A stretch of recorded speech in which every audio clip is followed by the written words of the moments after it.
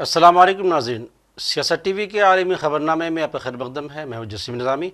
آئیے سب سے پہلے ڈالتے ہیں سرخیوں پر ایک نظر۔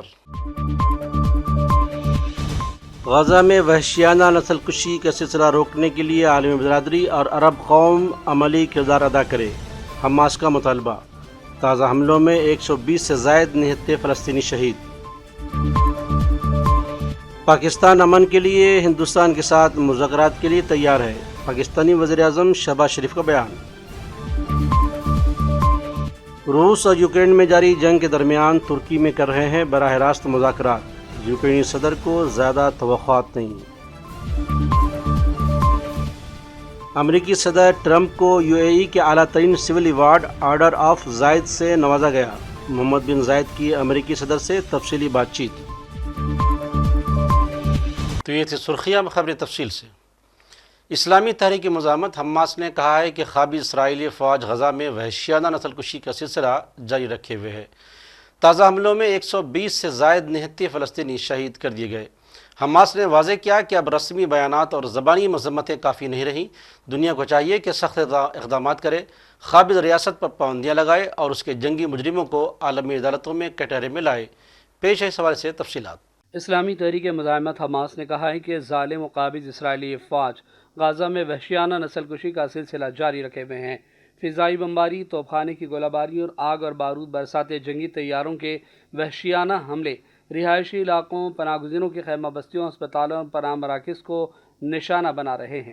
حماس نے اپنے بیان میں کہا کہ قابض فوج کے تازہ ترین حملوں میں کل فجر سے آج دوپہر تک 120 سے زائد نہتے فلسطینی شہید ہو گئے، جن میں وہ خاندان بھی شامل ہیں جو مکمل طور پر صفحہ ہستی سے مٹا دیے گئے۔ ان دل دہلا دینے والے مناظر میں اجتماعی قتل عام کی وہ درندگی چھپی ہے جو اس قابض صہیونی ریاست کی وحشی فطرت اور فاشزم کا منہ بولتا ثبوت ہے۔ حماس نے اپنے بیان میں زور دیا کہ جنگی مجرم نتنیاہو اپنی نسل کشی کی مہم جاری رکھنے پر اصرار کر رہے ہیں اور فلسطینی عوام کی مزاحمتی قوت کو توڑنے کے لیے محاصرے اور بھوک کو بطور ہتھیار استعمال کیا جا رہا ہے، جو ایک سنگین جنگی جرم ہے۔ یہ انسانیت کے چہرے پر وہ بدنما داغ ہے جس سے دنیا کی خاموشی اور بے بسی مزید گہرا کر رہی ہے۔ حماس کے بیان میں کہا گیا کہ بچوں اور خواتین کا قتل، شہری آبادی کو بھوکا رکھنا اب ظالم اسرائیل کی سرکاری پالیسی بن گئی۔ اقوام متحدہ اور عالمی قوانین کو کھلا چیلنج دینے والا طرز عمل پوری دنیا کے ضمیر کو جھنجھوڑنے کے لیے کافی ہے۔ حماس نے واضح کیا کہ اب رسمی بیانات اور زبانی مذمت کافی نہیں ہے، دنیا کو چاہیے کہ وہ سخت اقدامات کرے، ظالم اسرائیلی ریاست پر پابندیاں عائد کی جائیں، اس کے جنگی مجرموں کو عالمی عدالت میں کٹہرے میں لائے اور ہر سطح پر اس مجرمانہ ریاست کی حمایت بند کی جائے۔ حماس نے عرب ممالک، مسلم دنیا اور دنیا بھر کے باضمیر انسانوں سے اپیل کی کہ جمعہ اور ہفتے اور اتوار کو بھی ایام غضب کے طور پر منایا جائے، سڑکوں پر احتجاج کیا جائے، مظلوم فلسطینی قوم کے خلاف جاری اس نسل کشی کی جنگ کو روکنے کے لیے عالمی سطح پر ٹھوس اور بلند آواز اٹھائی جائے اور دنیا کو قابض اسرائیل کی جرائم پیشہ فطرت سے آگاہ کرنے کا کام کیا جائے۔ بیورو رپورٹ، سیاست ٹی وی۔ پاکستانی وزیر اعظم شہباز شریف نے کہا ہے کہ پاکستان امن کے لیے بھارت کے ساتھ مذاکرات کے لیے تیار ہے، لیکن بات چیت مسئلہ کشمیر اور کشمیریوں کو حق خودارضیت دینے کے لیے ہونی چاہیے۔ شہباز شریف نے یہ پیشکش کامرا ایئر بیس کے خصوصی دورے کے موقع پر پاک فضائیہ کے پائلٹس اور اہلکاروں سے گفتگو کرتے ہوئے کہی۔ انہوں نے کہا کہ پاکستان امن کے حصول کے لیے بھارت کے ساتھ بات چیت کے لیے تیار ہے، لیکن اس کے کچھ شرائط بھی ہیں۔ انہوں نے کہا کہ ہم امن چاہتے ہیں مگر دشمن اسے ہماری کمزوری نہ سمجھے۔ وزیر اعظم پاکستان نے بھارت سے کہا ہے کہ وہ مسئلہ کشمیر پر مذاکرات کرے۔ انہوں نے مزید کہا کہ پاکستان پر پہلگام واقعہ کا غلط الزام لگایا گیا۔ پاکستان واقعے کی شفاف تحقیقات کرنا چاہتا تھا، لیکن بھارت نے تحقیقات کرانے کے بجائے جارحیت کا سہارا لیا۔ ادھر امریکی صدر ٹرمپ نے آج ایک بار پھر کہا ہے کہ ان کی انتظامیہ نے ہند پاک جنگ رکوانے میں اہم کردار ادا کیا ہے۔ تاہم انہوں نے اپنے سابقہ بیان میں کسی قدر تبدیلی لاتے ہوئے کہا کہ انہوں نے امن کے قیام کے لیے مدد کی ہے، براہ راست کچھ نہیں کیا۔ ٹرمپ کا یہ بیان کافی وائرل ہو گیا اور سوشل میڈیا پر ٹرینڈ کر رہا ہے، جس میں وہ اپنے سابقے دعوے سے کسی قدر پیچھے ہٹتے ہوئے دیکھے جا سکتے ہیں۔ And I'm very proud to let you know that the leadership of India and Pakistan was unwavering, powerful, but unwavering in both cases, and having these They really were, from the standpoint of having the strength and the wisdom and fortitude to fully know and to understand the gravity of the situation. And we helped a lot. And we helped also with trade. I said, come on, we're going to do a lot of trade with you guys. Let's stop it. Let's stop it. If you stop it, we're doing trade. If you don't stop it, we're not going to do any trade. People have never really used trade the way I used it. That I can tell you. And all of a sudden they said, I think we're going to stop. And they have. And they did it for a lot of reasons, but trade is a big one. We're going to do a lot of trade with Pakistan. We're going to do a lot of trade with India. We're negotiating with India right now. We're going to be soon negotiating with Pakistan. And we stopped the nuclear conflict. I think it could have been a bad nuclear war. Millions of people could have been killed, so I'm very proud of that. I also want to thank Vice President Vance and Secretary of State Rubio for their work and efforts. They worked very hard on that. I don't want to say I did, but I sure as hell helped settle the problem between Pakistan and India last week, which was getting more and more hostile. And all of a sudden you'll start seeing missiles of a different type. And we got it settled. I hope I don't walk out of here and 2 days later find out that it's not settled, but I think it is settled. And we talked to them about trade. Let's do trade instead of do war. And Pakistan was very happy with that, and India was very happy with that, and I think they're on the way. You know, they have been fighting for about 1,000 years, in all fairness. So I said, you know, I could settle that up. I can settle anything. Let me settle it up. Let's get them all together. How long have you been fighting? About 1,000 years. Oh, that's a lot. I'm not sure about that. I'm not sure about settling. That's a tough one. They've been fighting for a long time. But we got that settled. इधर हिंदुस्तानी फौज ने कहा है कि सरहद पर कशीदगी को कम करने के लिए दोनों डीजी ओमोस के दरमियान बातचीत हुई है और एक मुआहदा तय पाया। फौज ने कहा है कि इस हवाले से दोनों तरफ से कोशिशें जारी रहेंगी। उधर पाकिस्तान के वज़ीर ख़ारजा इसहाक डार ने कहा है कि पाकिस्तान और हिंदुस्तान के दरमियान जंगबंदी में 18 मई तक तोसी कर दी गई है। गौरतलब है कि हिंदुस्तान और पाकिस्तान के डायरेक्टर जनरल मिलिट्री ऑपरेशंस यानी DGMO के दरमियान 10 मई को होने वाली बातचीत के बाद दोनों फरीकों ने कशीदगी को कम करने और सरहद पर चौकसी को कम करने पर इत्तेफाक किया है।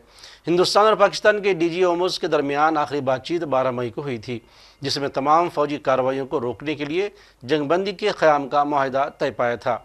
दोनों तरफ से फायरिंग और हवाई हमले बंद होने के बाद होने वाली ये बातचीत बहुत अहम मानी जाती है। वज़ीर दिफा राजनाथ सिंह ने आज जुमे को हिंदुस्तानी फ़ौज, फ़िज़ाइया, बॉर्डर सिक्योरिटी फोर्सेस और दीगर सिक्योरिटी एजेंसियों के अहलकारों से बातचीत करने के लिए जुमे को भुज एयरफोर्स स्टेशन का दौरा किया। पाकिस्तान ने ऑपरेशन सिंदूर के दौरान भुज एयरबेस पर हमला करने के लिए 12 ड्रोन फायर किए थे, लेकिन हिंदुस्तान के मजबूत दिफाई निज़ाम ने उन्हें मार गिराया था। राजनाथ सिंह ने IMF की जानिब से पाकिस्तान की मदद को लेकर सख्त तनकीद भी की और कहा कि दहशत गर्दी के खिलाफ ताउन करने के बजाय दहशत गर्दों का साथ देना दुरुस्त नहीं है। ऑपरेशन सिंदूर में भारतीय वायुसेना ने जो प्रभावी भूमिका निभाई है, उसकी सराहना इस देश में ही नहीं बल्कि दुनिया के दूसरे देशों में भी हो रही है। आपके इस ऑपरेशन में न केवल दुश्मनों को डोमिनेट किया है आपने, बल्कि उन्हें डेसिमेट करने में भी कामयाबी हासिल की है। आतंकवाद के खिलाफ चलाए गए इस अभियान को नेतृत्व हमारी एयरफोर्स ने ही किया और हमारी एयरफोर्स एक ऐसी स्काई फोर्स है जिसने अपने शौर्य, पराक्रम और प्रताप से आसमान की नई और बुलंद ऊंचाइयों को भी छू लिया है। मैं chief air marshal AP Singh को भी इसके लिए मैं बधाई देना चाहता हूं, उनके पूरे ऑफिसर्स, उनके पूरे टीम, उनके सारे जवानों को भी मैं बधाई देता हूं।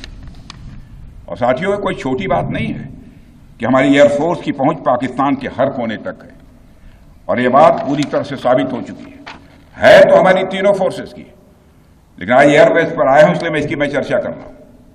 और आज स्थिति यह है कि भारत के फाइटर प्लेन बिना अमरीकी सदर ट्रंप ने मशरिक़ वस्ता के अपने दौरे का अख्ताम मुत्तहिदा अरब इमारात में कारोबारी रहनुमाओं के साथ मीटिंग्स और बैनुल मज़ाहिब इबादतगाह के दौरे से किया। ٹرمپ مشرق وسطیٰ کے دورے کے آخری دن آج ابوظہبی سے ایئر فورس ون کے ذریعے واپسی سے قبل متعدد پروگراموں میں شرکت کر رہے ہیں۔ اتحاد ایئر ویز نے جمعہ کو اعلان کیا ہے کہ وہ بوئنگ کے 28 بڑے طیارے خریدے گی۔ یہ اعلان ڈونلڈ ٹرمپ کے ابوظہبی دورے کے موقع پر کیا گیا۔ ٹرمپ نے اپنے دورے میں UAE کے سربراہ محمد بن زائد سے ملاقات کی اور باہمی تعلقات اور مختلف شعبوں میں تعاون کے سلسلے میں بھی بات چیت کی۔ اس دورے میں UAE کے صدر محمد بن زائد نے ٹرمپ کو اعلیٰ ترین civil award order of the Zayed سے نوازا۔ ادھر روس اور یوکرین میں جاری جنگ کے درمیان 3 برسوں کے دوران یہ پہلا موقع ہے کہ دونوں ممالک براہ راست مذاکرات کر رہے ہیں۔ اس دوران امریکی وزیر خارجہ مارکو روبیو نے کہا کہ وہ ترکی میں ہونے والی یوکرین روس امن مذاکرات سے زیادہ توقعات نہیں رکھتے اور امن مذاکرات سے پیش رفت کے لیے ٹرمپ اور پوٹن کی ملاقات ضروری ہے۔ روبیو نے جنوبی ترکی میں نیٹو کے وزرائے خارجہ کی میٹنگ کے بعد کہا کہ مجھے نہیں لگتا کہ ہم یہاں کی کوئی پیش رفت کرنے جا رہے ہیں جب تک کہ صدر ٹرمپ اور صدر پوٹن اس موضوع پر براہ راست بات چیت نہ کریں۔ یوکرین کے صدر زیلنسکی نے تصدیق کی ہے کہ یوکرین استنبول میں مذاکرات کے لیے ایک وفد بھیجے گا، لیکن ماسکو کی جانب سے بھیجے جانے والے نچلے درجے کے وفد پر انہوں نے تنقید کی ہے۔ America and Turkey feel Russian disrespect. That is my opinion. There is no time for a meeting, no agenda, no delegation of high level. It is personal disrespect. I am not talking about Russians disrespecting us, which is obvious anyway, but it is mutual in between us. But they are now here, so it is disrespect towards Erdogan, disrespect towards Trump. Russian President Vladimir Putin spurned a challenge to meet face-to-face with Ukraine's Volodymyr Zelensky. 5 سال قبل دنیا کو ہلا کر رکھ دینے والی corona وبا ایک بار پھر سر اٹھا رہی ہے۔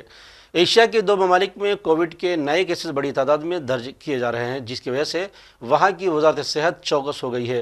ایشیا کے ممالک میں کورونا کے کیسز میں اضافہ دیکھا جا رہا ہے، خاص طور پر زیادہ آبادی والے ہانگ کانگ اور سنگاپور میں اس طرح کے کیسز میں نمایاں اضافہ دیکھا گیا ہے۔ ہانگ کانگ میں وائرس کی شدت بڑھنے پر مقامی حکام نے عوام کو چوکن نہ رہنے کا انتباہ جاری کیا ہے۔ حالیہ نمونوں میں کئی کیسز پازیٹیو پائے گئے ہیں۔ ادھر سنگاپور میں بھی کووڈ کیسز میں اضافے کی وجہ سے چوکسی اختیار کر لی گئی ہے۔ اور آخر میں سرخیوں پر ایک اور نظر۔ غزہ میں وحشیانہ نسل کشی کا سلسلہ روکنے کے لیے عالمی برادری اور عرب قوم عملی کردار ادا کرے، حماس کا مطالبہ۔ تازہ حملوں میں 120 سے زائد نہتے فلسطینی شہید۔ پاکستان امن کے لیے ہندوستان کے ساتھ مذاکرات کے لیے تیار ہے، پاکستانی وزیر اعظم شہباز شریف کا بیان۔ روس اور یوکرین میں جاری جنگ کے درمیان ترکی میں کر رہے ہیں براہ راست مذاکرات، یوکرینی صدر کو زیادہ توقعات نہیں۔ امریکی صدر ٹرمپ کو UAE کے اعلیٰ ترین سول ایوارڈ آرڈر آف زائد سے نوازا گیا، محمد بن زائد کی امریکی صدر سے تفصیلی بات چیت۔ تو ناظرین، سیاست ٹی وی کے عالمی خبرنامے میں آج بس اتنا ہی۔ مزید اپڈیٹس کے لیے آپ بنے رہیں سیاست ٹی وی کے ساتھ، اور مجھے اور سیاست ٹی وی کی پوری ٹیم کو دیجیے اجازت۔ اللہ حافظ۔